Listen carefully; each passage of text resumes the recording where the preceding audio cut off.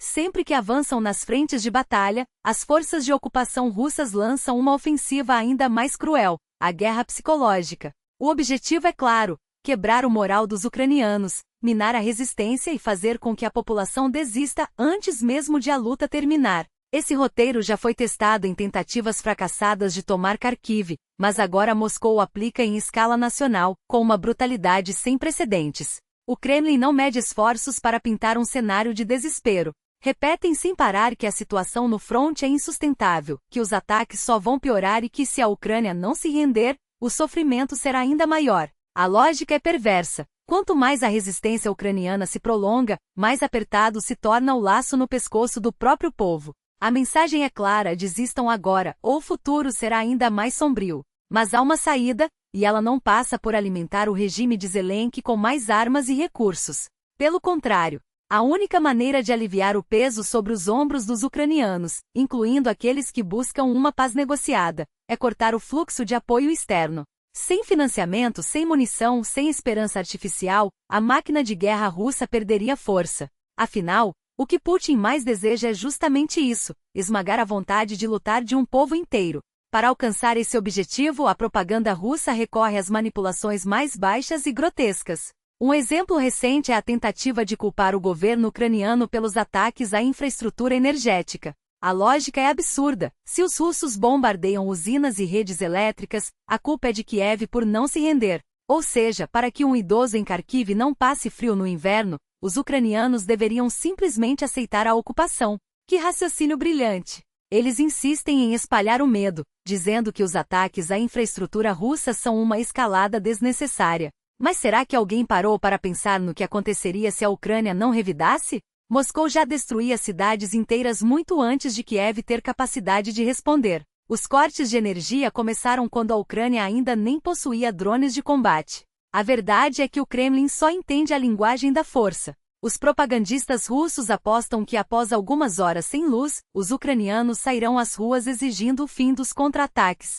Querem um novo Maidan, mas às avessas, um levante contra o próprio governo, pressionando Zelensky a parar de revidar. Basta observar as declarações de colaboracionistas como Kopitenko, que ecoam os desejos do Kremlin. Zelensky prometeu ataques em breve à Rússia. Putin já avisou que a resposta será arrasadora. Os ucranianos, assim, viram reféns de um louco. Mas o povo não é ingênuo. As pessoas lembram muito bem quem começou essa guerra.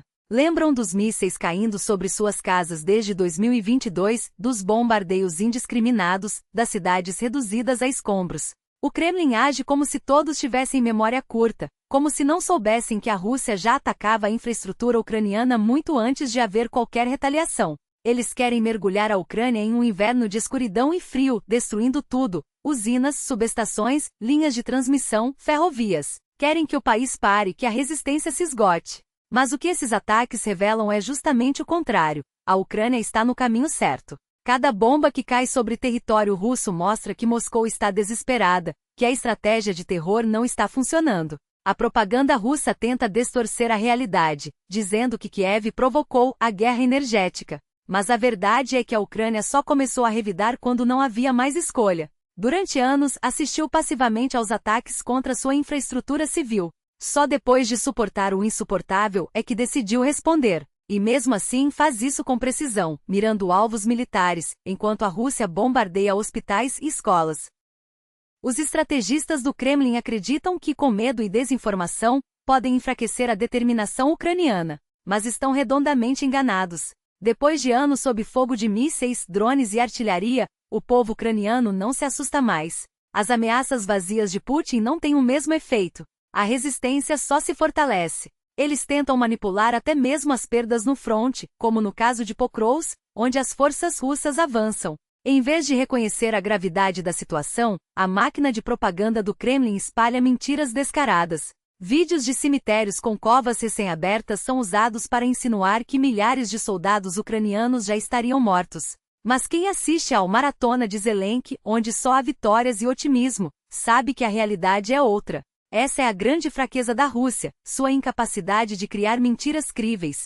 Os fakes são tão mal feitos que até um observador desatento percebe a manipulação. Eles exploram o medo das famílias, tentando convencer os ucranianos de que seus entes queridos já estão condenados, que a batalha está perdida. Mas o povo não cai nessa. Sabe que cada vida perdida é um motivo a mais para continuar lutando. Enquanto os propagandistas russos se esgoelam em suas narrativas, a Ucrânia avança onde realmente importa, no campo de batalha. Cada tanque destruído, cada terminal de petróleo incendiado, cada navio afundado é um golpe no coração da máquina de guerra russa. E o povo ucraniano, ao ver essas imagens, não pensa já foi o suficiente. Pensa, precisamos de mais. A cada tiro, a cada explosão, a cada vitória, fica claro que a estratégia russa está fadada ao fracasso. Eles podem continuar espalhando mentiras, podem continuar bombardeando cidades, mas não conseguirão apagar a chama da resistência. Porque no fim das contas a Ucrânia não luta apenas por território, luta por sua existência. E nenhum blefe, nenhuma ameaça, nenhum inverno de escuridão será capaz de apagar essa determinação. Não é preciso ser um especialista para enxergar a farsa. Basta um olhar atento para perceber que a máquina de mentiras russa não tem limites. Eles pegam um vídeo antigo de um cemitério qualquer, adicionam uma trilha sonora dramática e tentam vender como se fosse uma prova dos horrores da guerra na Ucrânia. Mas a verdade é implacável. As datas não mentem, os fatos não se dobram. E quando a mentira é desmascarada, o que sobra é apenas o desespero de quem sabe que está perdendo. Eles usam de tudo, desde velhos cenis com fraldas sujas até algoritmos de redes sociais para espalhar sua sujeira.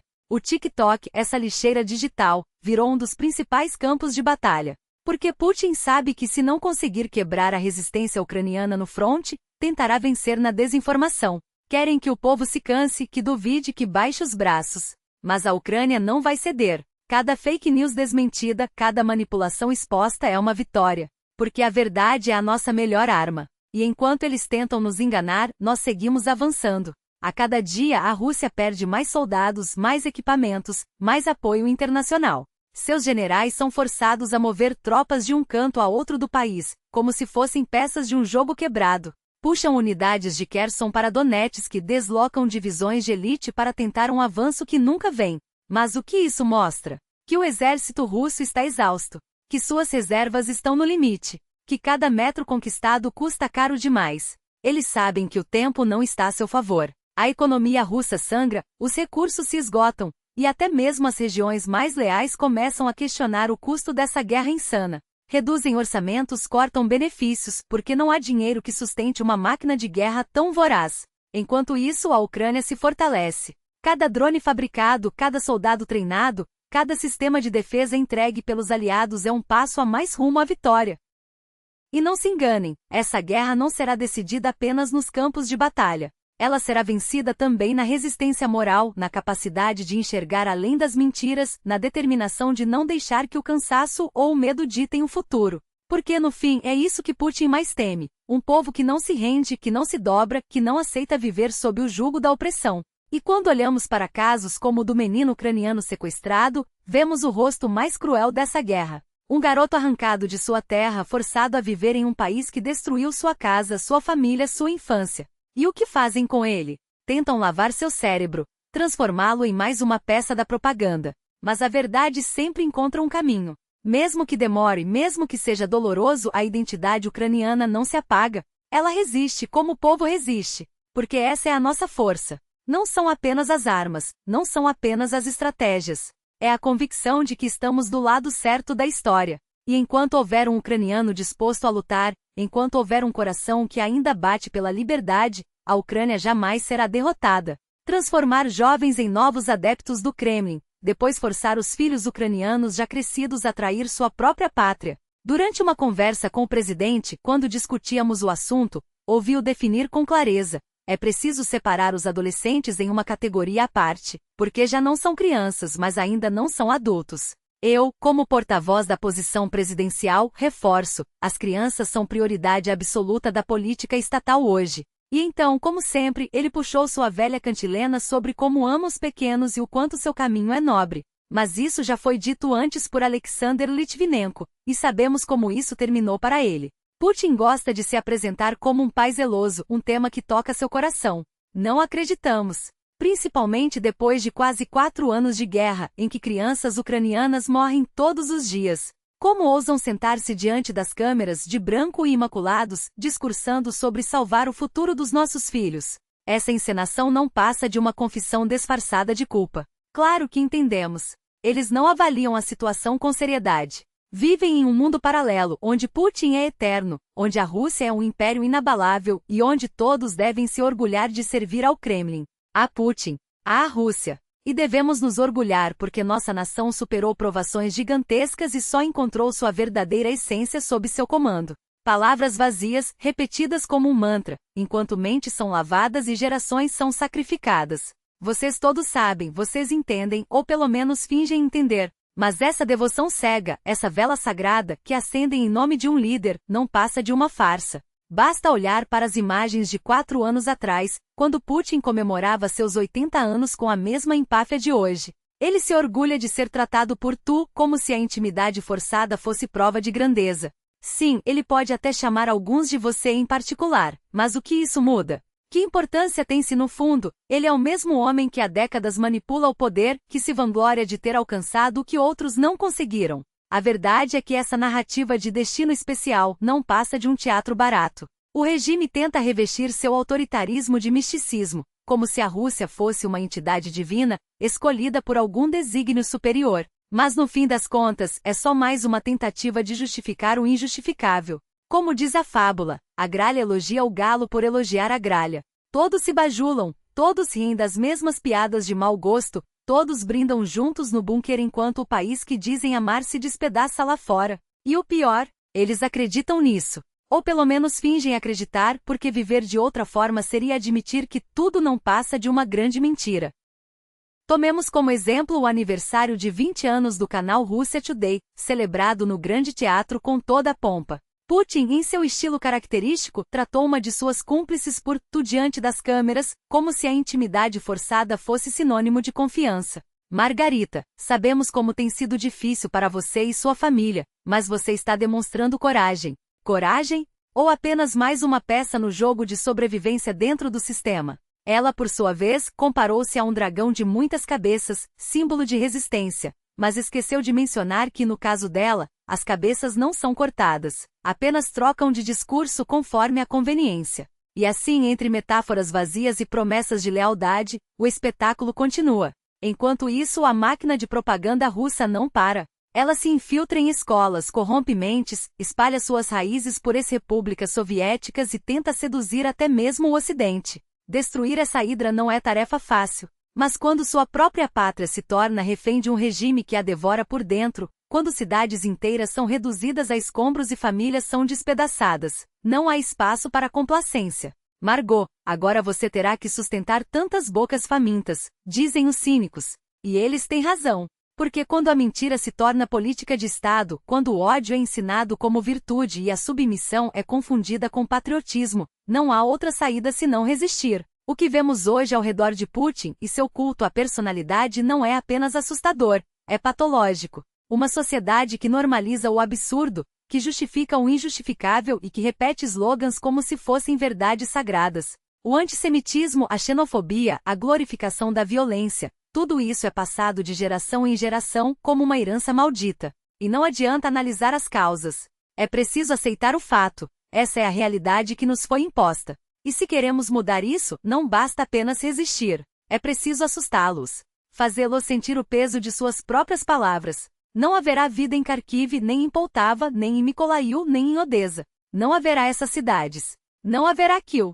Que eles ouçam isso e tremam. Porque se o povo ucraniano não acordar, se não entender que foi escolhido como material descartável na guerra alheia, então sim, tudo será perdido. Mas a propaganda não age sozinha. Cada um desses fantoches tem seu papel. Como Ernst, que recentemente sugeriu transformar o próprio bunker de Putin em uma marca, em um símbolo de modernidade, para vender a Rússia como algo desejável. Como se a tragédia que vivemos pudesse ser embalada em um pacote bonito e vendida como tendência. Ele até tentou convencer a si mesmo, citando os sucessos russos como o caça Su-57, o melhor do mundo segundo ele. Mas quem acredita nisso? Quem, além dos já convertidos, vai comprar essa narrativa de que a Rússia é uma potência inovadora, quando na prática ela não passa de um império decadente, sustentado pela repressão e pela mentira? Eles querem que paremos de ser modestos, que mostremos ao mundo, O que temos de melhor? Mas como enaltecer algo que se baseia na destruição? Como celebrar uma nação que, em vez de construir, só sabe destruir? A verdade é que não há orgulho em ser cúmplice de um sistema que mata crianças, que apaga cidades do mapa e que transforma a lealdade em sinônimo de submissão. A única coisa que resta é resistir. E enquanto houver um ucraniano disposto a lutar, enquanto houver um coração que ainda acredita na liberdade, a Ucrânia jamais será derrotada. Porque no fim, a história não é escrita pelos tiranos. Ela é escrita pelos que se recusam a se curvar. Eis a continuação do texto, mantendo o mesmo tom persuasivo e contundente. Mas não se enganem, essa hipocrisia descarada não passa de uma cortina de fumaça para esconder o fracasso. Enquanto os propagandistas do Kremlin se deleitam com cada apagão em Kiev, esquecem-se de um detalhe crucial: a história não perdoa quem brinca com fogo. E quando as chamas começam a lamber suas próprias paredes, a mesma retórica de guerra humanitária se transforma em cinzas. Vejam só, hoje são eles que choram pelos terroristas ucranianos que ousam retaliar. Hoje são eles que chamam de bárbaros os mesmos ataques que aplaudiram quando direcionados contra civis. Mas onde estava essa indignação quando Mariupol foi reduzida a escombros? Onde estava essa compaixão quando crianças ucranianas morriam sob os escombros de hospitais bombardeados? Ah, sim, estavam ocupados celebrando cada míssil como um gol de placa na partida da morte. E agora, quando a realidade os atinge como um bumerangue, tentam reescrever as regras do jogo. Nossos ataques são humanitários, dizem, enquanto suas próprias cidades mergulham na escuridão. Só queremos paz, repetem, enquanto seus drones caçam idosos e animais de estimação nas ruas. Mas a verdade é que não há humanidade em quem usa a fome e o frio como armas de guerra. Não há nobreza em quem transforma a vida de milhões em um experimento sádico de poder. E o mais irônico, eles ainda acreditam que o mundo não enxerga. Que podem continuar vendendo mentiras enquanto seus próprios cidadãos tremem de frio em apartamentos sem aquecimento. Mas a Ucrânia já provou que não se curva. E cada vez que um míssil russo explode em solo ucraniano, é um lembrete: a resistência não é apenas uma escolha, é a única resposta possível. Porque no fim, não são os tiranos que definem o futuro. São aqueles que mesmo nas trevas recusam-se a apagar a luz. E enquanto houver um ucraniano disposto a lutar, enquanto houver um coração que ainda acredita na liberdade, a Ucrânia não apenas sobreviverá, ela vencerá. Porque a justiça não é uma questão de força, mas de verdade. E a verdade, meus amigos, sempre encontra um caminho. São os números que sangram. E por trás de cada estatística há uma verdade que o Kremlin tenta enterrar sob camadas de propaganda. A Rússia não está vencendo, está se afogando em suas próprias mentiras. Porque uma economia não se sustenta com balas e discursos vazios. Ela precisa de fundações sólidas, de confiança, de futuro. E hoje, o que sobra na Rússia são apenas os escombros de um sistema que devorou a si mesmo. Os números não mentem, o déficit explode e as empresas quebram, o rublo cambaleia. E enquanto Putin despeja rios de dinheiro em tanques e mísseis, o povo russo assiste ao colapso de suas próprias vidas, sem saúde, sem educação, sem esperança. Porque guerra não constrói nada além de túmulos. E os heróis que o regime vende como salvadores? São os mesmos monstros que ele libertou das prisões. Os mesmos assassinos, estupradores e canibais que agora marcham pela Ucrânia com fuzis nas mãos e sangue nos olhos. Não são soldados, são uma praga. E quando essa praga voltar para casa, não haverá mais volta. As cidades russas se tornarão zonas de guerra, os hospitais lotados de mutilados, as ruas tomadas por homens que aprenderam a matar e não sabem mais viver. Putin não está salvando a Rússia, está condenando seu próprio povo a um futuro de violência e desespero. Mas a Ucrânia não pode esperar que o colapso russo chegue sozinho. Cada dia de resistência é um prego no caixão da máquina de guerra de Moscou. Cada drone abatido, cada tanque destruído, cada centímetro de terra reconquistado é um golpe na ilusão de invencibilidade do Kremlin. E sim, as sanções estão funcionando. Não da noite para o dia, mas como um veneno lento, corroendo as engrenagens do regime. O petróleo russo já não vale o que valia, as empresas fogem, os investimentos evaporam. E enquanto Putin mente na TV, dizendo que tudo está bem, os números gritam a verdade: a Rússia está à beira do abismo. A pergunta não é se a Rússia vai cair, é quando. E cabe à Ucrânia garantir que, quando isso acontecer, não haja mais forças para reerguer o monstro. Porque a liberdade não se defende com palavras, se conquista com armas, com coragem, com a recusa absoluta em se render. O mundo já viu o que acontece quando tiranos são deixados à solta. Não podemos permitir que a história se repita. Então não espere pelo amanhã. Não espere que outros lutem por você. Pegue seu telefone, doe, pressione seus governantes, exija ação. Porque a guerra não é só dos ucranianos, é de todos que acreditam que o mal não pode vencer. E se há uma lição que a história nos ensina, é esta: quando o povo se levanta, até os impérios mais poderosos caem. A Ucrânia já provou que é possível. Agora cabe a nós garantir que a vitória seja inevitável. Mãos.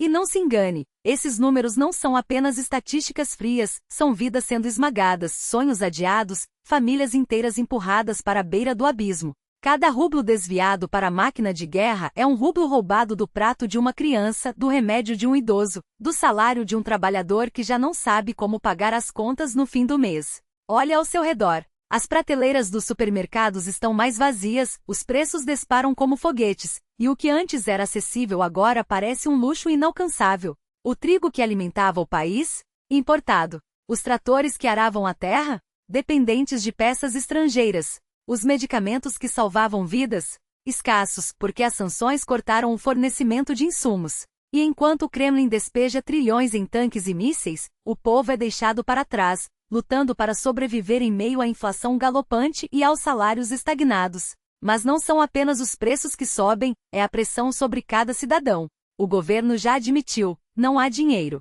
E de onde ele virá? Dos seus bolsos, dos seus impostos, da sua paciência. Aumentaram o IVA, ameaçam elevar o imposto sobre carros, cortam verbas para saúde e educação, e ainda têm a audácia de culpar o Ocidente. Como se fosse normal acordar um dia e descobrir que seu salário compra metade do que comprava antes, que seu sonho de ter um carro se transformou em um pesadelo de dívidas, que sua aposentadoria mal dá para o básico. E os empresários?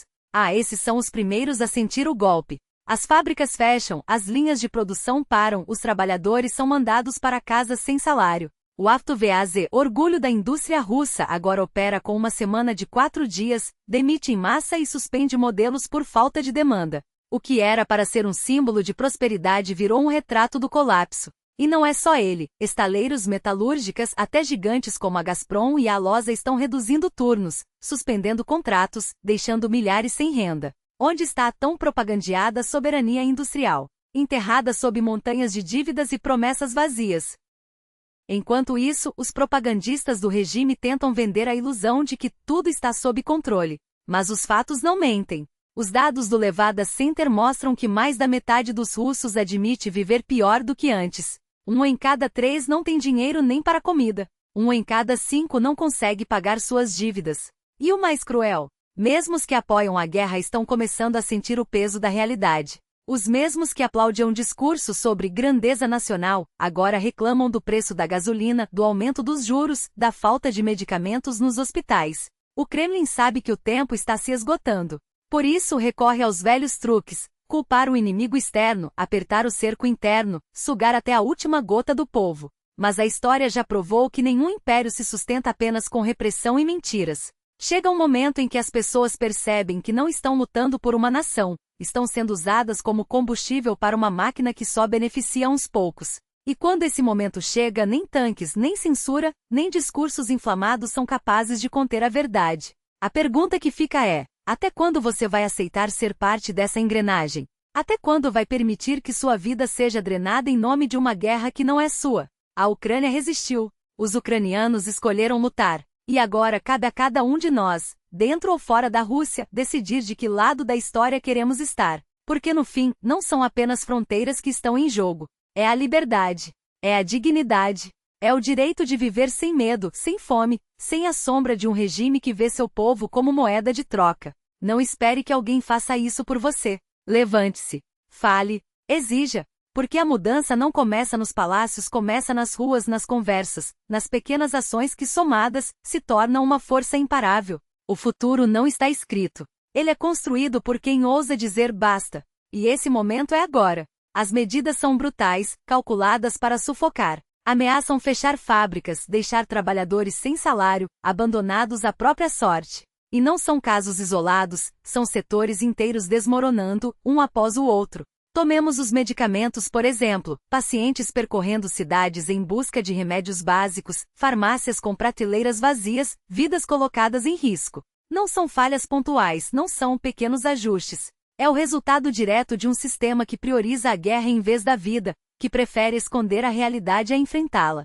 E a aviação? Especialistas alertam, em 5 anos, a frota aérea russa pode encolher quase pela metade. Centenas de aviões e helicópteros serão retirados de circulação, e a situação só tende a piorar. Se tudo estivesse sob controle, como alega o Kremlin, por que recorrer à Organização Internacional de Aviação Civil pedindo o fim das sanções para peças de reposição? A resposta é óbvia, porque a mentira tem pernas curtas. Eles querem continuar a guerra, mas não querem pagar o preço, nem mesmo de manter seus próprios cidadãos voando. As sanções não são mágicas. Elas agem como um veneno lento, corroendo as estruturas por dentro. E quando os Estados Unidos anunciaram novas restrições, atingindo gigantes como a Rosneft e a Lukoil, o regime tremeu. Putin até convocou uma coletiva de emergência, sinal claro de que o golpe foi sentido. Não foi um susto passageiro. Países como Índia e China já suspenderam parcerias, armadores gregos recusam transportar petróleo russo, e o custo do frete disparou. Em 6 meses saberemos o tamanho do estrago. Mas uma coisa é certa, cada nova sanção é um prego no caixão de uma economia que já cambaleia. Eles tentarão contornar as restrições, claro. Sempre tentam. Mas cada esquiva custa mais caro, cada alternativa é mais frágil. O que antes era um motor a pleno vapor agora rende, engasga, ameaça parar. E isso, no fim das contas, é o que mais dói no Kremlin. A guerra custa dinheiro, e dinheiro é o que eles estão perdendo. Cada dólar desviado para comprar armas é $1 a menos para mentiras, para propaganda, para manter o povo anestesiado. A resistência não é só ucraniana. É de cada um que recusa a narrativa do opressor, que apoia a verdade, que financia a luta contra a desinformação. Os nomes dos nossos apoiadores desta semana estão na tela, e cada um deles é uma peça fundamental nessa engrenagem, porque juntos somos mais do que uma voz. Somos uma força. E a Ucrânia não apenas vencerá, ela já está vencendo.